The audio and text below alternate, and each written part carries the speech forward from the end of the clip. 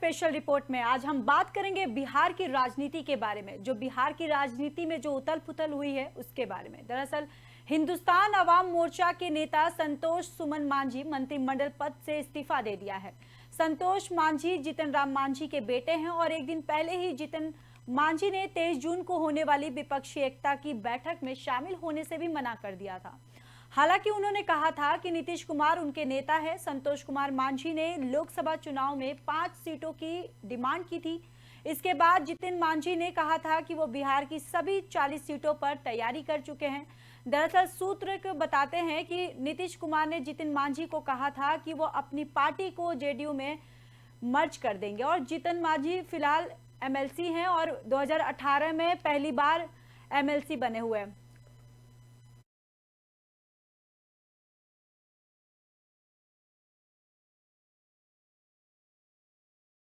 जाति और जनजाति मंत्री थे। 2020 में नीतीश कुमार ने संतोष को सिंचाई मंत्री बनाया था। संतोष मांझी ने ये इस्तीफा विजय कुमार चौधरी को सौंपा है।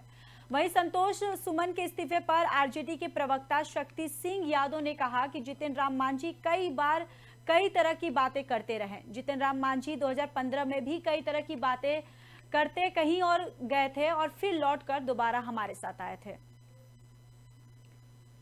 तो बताते चले कि बिहार के पूर्व मुख्यमंत्री और हिंदुस्तानी अवाम मोर्चा के संरक्षक जीतन राम मांझी के बेटे संतोष मांझी ने इस्तीफा के देकर बिहार में सियासी हलचल बढ़ा दी है। हालांकि वह एनडीए के साथ जाएंगे या आगे क्या करेंगे, इस पर उन्होंने अभी तक कुछ साफ नहीं किया है। दरअसल महागठबंधन सरकार के खिलाफ अलग अलग पार्टियों से प्रतिक्रिया आने लगी है। मंगलवार को संतोष मांझी के इस्तीफे के बाद आरएलजेडी के राष्ट्रीय अध्यक्ष उपेंद्र कुशवाहा ने भी ये बड़ा बयान दिया है। दरअसल कुछ महीने पहले ही बिहार के सीएम नीतीश कुमार का साथ छोड़कर आए उपेंद्र कुशवाहा ने अपनी पार्टी बनाई है। आरएलजेडी के वो राष्ट्रीय अध्यक्ष है। उपेंद्र कुशवाहा ने मंगलवार को ट्वीट कर कहा कि जर्जर किला को ढहने के लिए एक एक नहीं बल्कि एक ईंट का खिसकना ही काफी है। ये तो मात्र ट्रेलर है, देखते जाइए, एक के बाद एक दृश्य, जल्द ही द एंड वाला सीन भी आ जाएगा। दरअसल बताते चले कि उपेंद्र कुशवाहा जब जेडीयू छोड़कर आगे आए हुए थे, उन्होंने उसी वक्त कहा था कि महागठबंधन सरकार में सब कुछ अभी ठीक नहीं चल रहा है। उन्होंने कहा था कि कई विकेट गिरेंगे और धीरे धीरे अब सब खुलकर सामने आने भी लगा है। उपेंद्र कुशवाहा के अलग होने के बाद पूर्व सांसद मीना सिंह ने भी जेडीयू का साथ छोड़ दिया था और कई छोटे पदों पर भी नेता और कार्यकर्ताओं ने जेडीयू का साथ छोड़ दिया है। तो आपको बताते चले कि हिंदुस्तान अवाम मोर्चा के नेता संतोष सुमन मांझी मंत्रिमंडल पद से इस्तीफा दे दिया है। संतोष मांझी जीतन राम मांझी के बड़े बेटे हैं। एक दिन पहले ही जीतन राम मांझी ने 23 जून को होने वाली विपक्षी एकता की बैठक में शामिल होने से मना कर दिया था। हालांकि उन्होंने कहा था कि नीतीश कुमार उनके नेता है। संतोष कुमार मांझी ने लोकसभा चुनाव में 5 सीटों की डिमांड की थी। इसके बाद जीतन मांझी ने कहा था कि वह बिहार की सभी 40 सीटों पर तैयारी कर रहे हैं। वहीं सूत्र बताते हैं कि नीतीश कुमार ने जीतन मांझी को कहा था कि वो अपनी पार्टी को जेडीयू में मर्ज कर देंगे। जीतन मांझी फिलहाल एमएलसी हैं और 2018 में पहली बार एमएलसी बने हैं। फिलहाल अनुसूचित जाति और जनजाति मंत्री थे।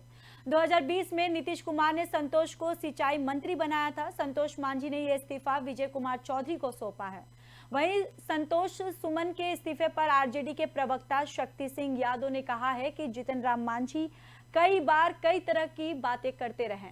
जीतन राम मांझी 2015 में भी कई तरह की बातें करते और कहीं और गए भी थे और फिर से दोबारा लौटकर हमारे साथ आए हैं।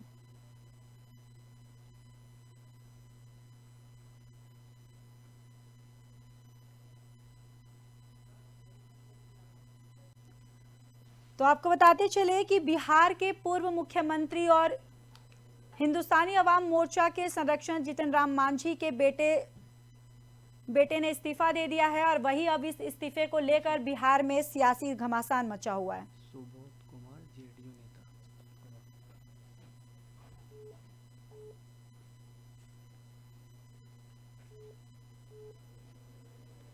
तो इसी खबर पर हमारे साथ जेडीयू नेता सुबोध कुमार जी जुड़ चुके हैं। सुबोध जी, बहुत बहुत स्वागत है। जी धन्यवाद। सुबोध जी, सबसे तो पहले आपसे मेरा यही सवाल है कि एक तरफ तो नीतीश कुमार सभी विपक्षी पार्टियों को एकजुट करने में जुटे हुए हैं, जिसको लेकर 23 जून को ये बैठक है। लेकिन अगर देखा जाए कि उनकी पार्टी में जिस तरीके से जितिन राम मांझी के बेटे ने आज ये इस्तीफा दिया है, तो कहीं ना कहीं सवाल ये भी उठता है कि आखिर इसके पीछे का क्या कारण है। देखिए, ये चुनावी वर्ष है जी और चुनावी वर्ष में पार्टियां इधर से उधर जाती है और आपको विश्वास होना चाहिए कि जीतन राम जी की कोई खास हैसियत बिहार की राजनीति में नहीं है। जीतन राम जी को बहुत कृतज्ञ है, जी उनको माननीय नीतीश कुमार जी ने मुख्यमंत्री का पद दिया सौंपा था और इसके बाद उनको उसके पहले जीतन राम जी को मांझी जी को कोई जानता भी नहीं था इस बिहार में। तो उनकी पार्टी की हैसियत जब उन्होंने बनाया तो उसकी पार्टी की क्या हैसियत है नहीं है मुझे नहीं मालूम है, लेकिन पूरे बिहार में ये चर्चा है कि जीतन राम मांझी जी को जिस तरीके से मुख्यमंत्री बनाया गया था वो बिहार के साथ दुर्भाग्यपूर्ण घटना घटी थी। और जीतन राम मांझी जी के बेटे चुनाव लड़ना चाहते हैं, वो खुद चुनाव लड़ना चाहते हैं, वो बार्गेन कर रहे थे, कई सीट वो मांग रहे थे, हमने नहीं दिया। सुबोध जी वो 5 जी और ऐसे तो समझते हुए हम उनके हिसाब से उनको हमारी पार्टी नेतृत्व ने उनको उनके उन्होंने जो मांगा, जी तो भाजपा वाले कभी तो वो परेशान हैं, वो चाहते कैसे ज्यादा से ज्यादा दल हमारे साथ मिले, वो इस गठबंधन से वो बहुत परेशान दिख रहे हैं। उनको मालूम है बिहार में उनका सुपड़ा साफ होने वाला है, इसीलिए वो जीतन राम मांझी जैसे नेताओं को भी बहुत तवज्जो दे रहे हैं, उनको ज्यादा से ज्यादा सीट देने का प्रलोभन और वायदा किया होगा। इसी कारण से जीतन राम मांझी जी चले गए हैं, कोई खास बात नहीं है। इससे आने वाले समय में इससे कोई फर्क नहीं पड़ने वाला है। सुबोध जी, वो संतोष कुमार मांझी लोकसभा में 5 सीटों की डिमांड कर रहे थे। और वही दूसरा सवाल मेरा ये भी है कि आप कह रहे हैं कि वो अलग होने से उनसे कोई फर्क नहीं पड़ता जेडीयू को, लेकिन कहीं ना कहीं उनके अलग होने से जो अनुसूचित जाति के जो वोटर्स थे वो उस पर तो कहीं ना कहीं प्रभाव पड़ेगा ही। नहीं, अनुसूचित जाति के वोटर्स की जहाँ तक आपने बात किया है तो जी सबको मालूम है कि नीतीश कुमार जी ने लगातार जो समावेशी विकास की अवधारणा लाए अपनी राजनीति में और रूल ऑफ लॉ प्रिवेल कराए, तो सबसे ज्यादा फायदा तो उन्हीं लोगों को हुआ जो वंचित थे, जो पिछड़े थे, जिनके यहाँ विकास अभी जिनके दरवाजे पे विकास नहीं पहुंची हुई थी। तो नीतीश कुमार जी ने गांव में विकास ला दिया और गांव में सबसे ज्यादा महादलित परिवार रहते हैं। 7 निश्चय योजना के बाद तो पूरा गांव का स्वरूप ही बदल चुका है और विकास की श्रेणी में अब शहर और गांव में कोई अंतर नहीं है। गांव की सारी जो शहर की सारी सुविधाएं वो गांव में है। 24 घंटे में लगभग 20 घंटा बिजली रहता होगा। उसके साथ घर घर में पीने और पोर्टेबल वाटर पहुंच गया, पक्की सड़कें बन गई, सुविधा और सारी सुविधा, खेत तक पानी की योजना, पानी पहुंच रहा है, बिजली खेत तक पहुंच चुकी है। ऐसी सारी चीज जो कि गांव में को चाहिए हो सब वहाँ पे पूर्ण हो गया।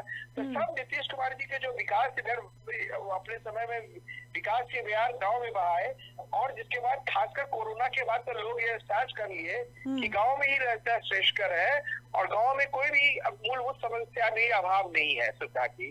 तो ये सब नीतीश कुमार जी ने किया और सबसे ज्यादा लाभान्वित अगर कोई तो हमारे वंचित समाज के जमात के लोग, पिछड़े जमात के लोग, महादलित के परिवार के लोग और नीतीश कुमार और सबसे बड़ी बात है उन सबको मालूम है कि जीतन राम मांझी जी को किसी ने मुख्यमंत्री बनाया तो नीतीश कुमार जी है और वो सब आपसी चर्चा में भी इनको कृतज्ञ ही मानते हैं। सब एक इन ब्लॉक उनका वोट जो है नीतीश कुमार जी के साथ जाएगा। जीतन राम जी चले जाए इधर से उधर, वो खुद जाएंगे, उनकी पार्टी जाएगी, लेकिन उनके वोटर्स माननीय नीतीश कुमार जी के साथ, नीतीश कुमार जी के विचारधाराओं से सहमत होते हैं, उनके साथ रह के उनको वोट करेंगे। इस बात को मैं आपको आश्वस्त करता हूँ।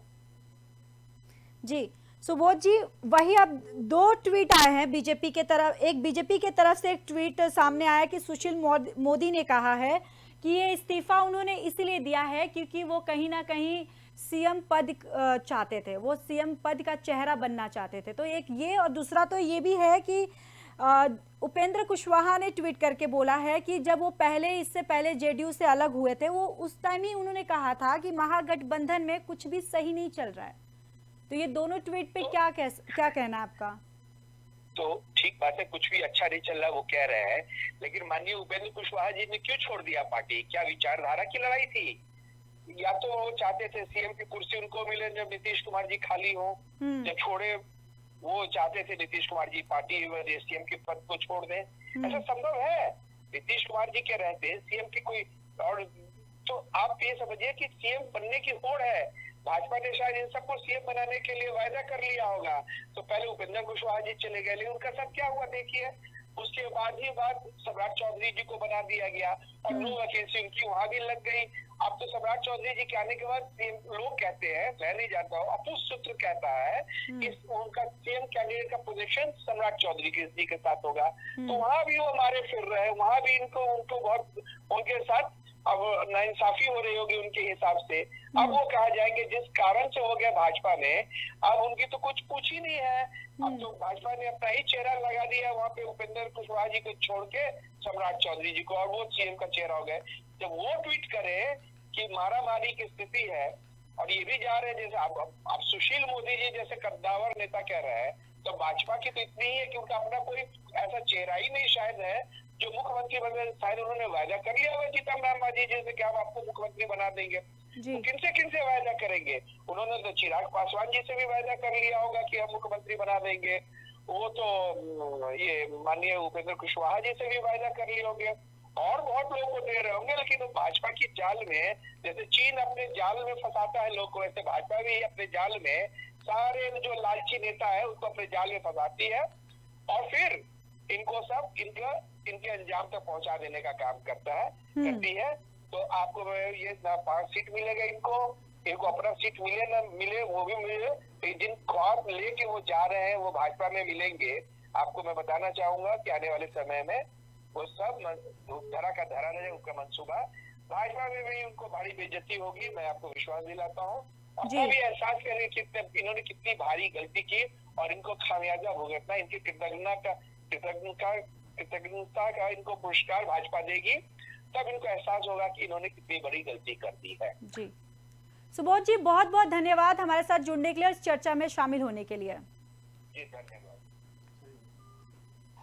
तो आपको बताते चले कि बिहार के पूर्व मुख्यमंत्री और हिंदुस्तानी अवाम मोर्चा के संरक्षक जितन राम मांझी के बेटे संतोष मांझी के इस्तीफे के बाद बिहार में सियासी हलचल बढ़ गई है। हालांकि वह एनडीए के साथ जाएंगे या आगे क्या करेंगे, इस पर उन्होंने कुछ अभी तक साफ नहीं किया है, लेकिन महागठबंधन सरकार अलग अलग पार्टियों से प्रतिक्रिया आने लगी है। दरअसल मंगलवार को संतोष मांझी के इस्तीफे के बाद के राष्ट्रीय अध्यक्ष उपेंद्र कुशवाहा ने भी ये बड़ा बयान दिया है। उन्होंने कहा है कि कुछ महीने पहले ही बिहार के सीएम नीतीश कुमार का साथ छोड़कर आए उपेंद्र कुशवाहा ने उनकी पार्टी पे यह आरोप लगाया है कि महागठबंधन में कुछ भी सही नहीं चल रहा था।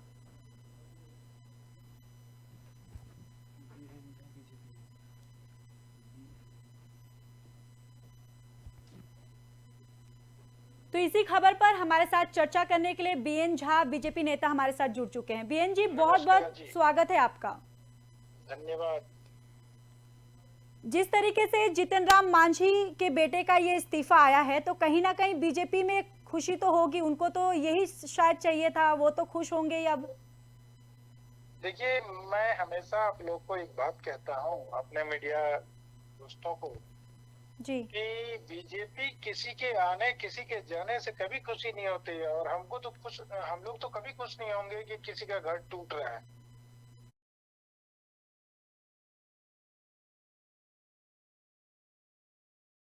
बीजेपी क्यों इसमें खुश होगी? सबसे पहले तो मैं ये जानना चाहता हूँ, बीजेपी को क्या फायदा है इससे? बीजेपी को कोई फायदा नहीं है। कोई आए दूसरी पार्टी के है, महागठबंधन के लोग हैं, वो टूटे जुड़े, वो उनकी हेडेक है, हमको क्या लेना देना इन चीजों से? ये महागठबंधन की खेल है, ये महागठबंधन के लोग जाने। हम लोगों को इससे कोई ना खुशी है ना गम है। जी, क्योंकि वही अगर बात करें कि बीजेपी एक तरफ से तो कहती है कि बिहार में जंगल राज है, और वहीं नीतीश कुमार कहते हैं कि बिहार में सुशासन राज है, तो इस पे क्या सोचते हैं आप, क्या कहते हैं? देखिए, बिहार में जंगल राज तो है ही। आप देखते हैं किस तरह से अभी देखा आपने, पुल कैसे ढह गया, रोड पे लोग चलना। जो नीतीश कुमार बीजेपी उनसे अलग क्यों हुई? क्योंकि नीतीश कुमार का एजेंडा टोटली अलग है। नीतीश कुमार को प्रधानमंत्री बनने का एजेंडा है, उसको बिहार को संभालने का। बिहार में शिक्षा और स्वास्थ्य की सेवा अभी भी देखिए कितनी पिछड़ी हुई है, उस पर कोई ध्यान नहीं दे रहे। नीतीश कुमार बीजेपी के साथ साथ जब सरकार थे तो बीजेपी इसीलिए अलग हुई क्योंकि वो बीजेपी की एक भी बात जो विकास की बात है उस पर राजी नहीं होते थे। जी। तो बीजेपी उनसे नाता रिश्ता तोड़ लिए क्योंकि बीजेपी तो जनता के लिए आई है, बीजेपी तो जनता के लिए काम करती है। जी।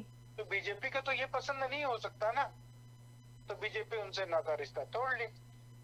जी बीएन जी, वही जो 23 तारीख को जो ये महागठबंधन की जो बैठक होने वाली है, तो उसको आप किस तरीके से देखते हैं? देखिए, इस तरह से यहाँ पे सबसे पहले एक बात है कि महागठबंधन की रैली में कितने प्रधानमंत्री हैं? क्या नया पार्लियामेंट जो बना उस पार्लियामेंट में प्रधानमंत्री की भी कुर्सी बढ़ गई क्या? नहीं बढ़े ना। तो ये जो ख्याली पुलाव ये लोग पका रहे हैं कि भाई हम प्रधानमंत्री, नीतीश कुमार प्रधानमंत्री बनेंगे तो तेजस्वी यादव प्रधानमंत्री बनेंगे, तो ममता जी बनेंगे, तो केजरीवाल बनेंगे, तो अपना अखिलेश यादव बनेगा, तो शरद पवार बनेगा, तो रेड्डी जी बनेंगे। सबसे पहले तो ये तय करें कि प्रधानमंत्री कौन होंगे इनके। लेकिन बीएन जी, वो तो ये कह रहे हैं ना, विपक्षी जो पार्टियां हैं वो तो ये कह रही है कि हमें बीजेपी को हटाना है, बाद में अगर हम जीत कर आते हैं तो उसके बाद हम अपना पीएम का जो चेहरा होगा वो हम सामने लाएंगे। मैडम बिल्कुल सही कहा आपने, विपक्षी को हटाना है, लेकिन विपक्षी को हटाने के लिए आगे कौन आएंगे? आगे तो किसी को आना पड़ेगा ना। वो कौन है? उसका नाम क्या है? ये भी तो जानना जरूरी है ना। वो कौन है जो विपक्षी की एकता को हटाएंगे? आप ये भी तो सोचे। कह देना से सिर्फ काम नहीं होता है जी। आप विपक्ष एक हो रहे हैं, इससे पहले भी बहुत बार एक हुए। चोर मौसेरे भाई सब हो रहे हैं। क्यों हो रहे हैं? निकाले ना। बीजेपी ने आज तक कोई अगर घोटाला किया हो कुछ के, उस पर चर्चा करे ना। उस पर चर्चा इनके बस की नहीं है, ना ये करते हैं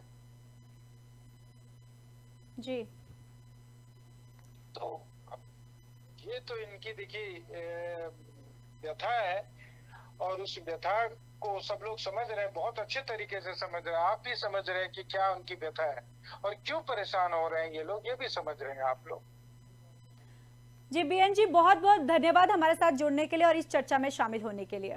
धन्यवाद।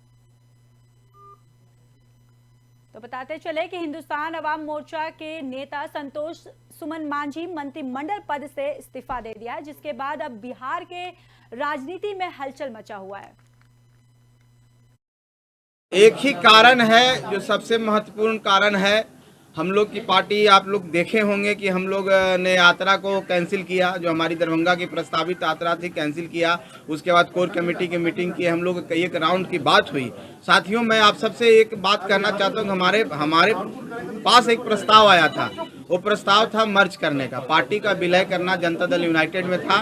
उसको हम लोगों ने स्वीकार नहीं किया और वो उस बात को इनकार करते हुए हमने अपना इस्तीफा दिया और ऐसी कोई बात नहीं। सर, मर्ज करने का प्रस्ताव किसके तरफ से आया था? क्या मुख्यमंत्री नीतीश कुमार की तरफ से आया था? देखिए, पार्टी की तरफ से आया था, जनता दल यूनाइटेड की तरफ से आया था। उसे माननीय मुख्यमंत्री जी भी उस पार्टी के पार्ट हैं और ऐसा नहीं था कि हम लोग किसी के नीचे स्तर के पदाधिकारी कहने पर रिजाइन किए हैं। जाहिर सी बात है कि बहुत लंबी चौड़ी बात हुई थी। हम लोग ने बताया कि हमारी जो विचारधारा, महागठबंधन की विचारधारा है, हम माननीय नीतीश कुमार जी का बहुत सम्मान करते हैं। हमारे जो नेता हैं आदरणीय श्री जीतन राम मांझी, उन्होंने बोला है कि हम अलग नहीं होंगे, हम जब तक उनके साथ हैं जब तक वो हमको रखना चाहते हैं। और उन्होंने कसम खाई थी और वो कसम पर आज भी कायम है। आज भी हम लोग उनका सम्मान करते हैं। हम जानते हैं कि माननीय नीतीश कुमार जी एक कुशल व्यक्तित्व हैं, एक सरकार को अच्छी तरह से चला रहे हैं और उनके हाथों में बिहार का भविष्य है। लेकिन जहां तक बात है पार्टी का अस्तित्व का, जब हमारा अस्तित्व खतरे में पड़ रहा है, हमारे साथ ऐसा प्रस्ताव आया तो उस प्रस्ताव को हमने स्वीकार नहीं किया। उस प्रस्ताव को ठुकराने के बाद हमने इस्तीफा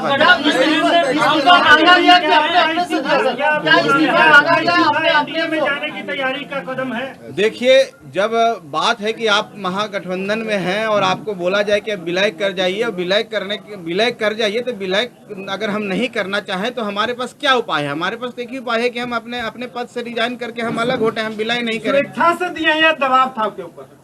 देखिए, अगर विलय करने की बात कही जा रही थी तो निश्चित तौर पर वो दबाव था कि आप विलय कीजिए, मतलब आप अस्तित्व खत्म कर दीजिए। अस्तित्व खत्म क्यों करेंगे? हमारी पार्टी है, हम रिजाइन करते हैं। स्पेशल रिपोर्ट में बस मेरे साथ इतना ही। बाकी खबरों के लिए देखते रहिए पी न्यूज।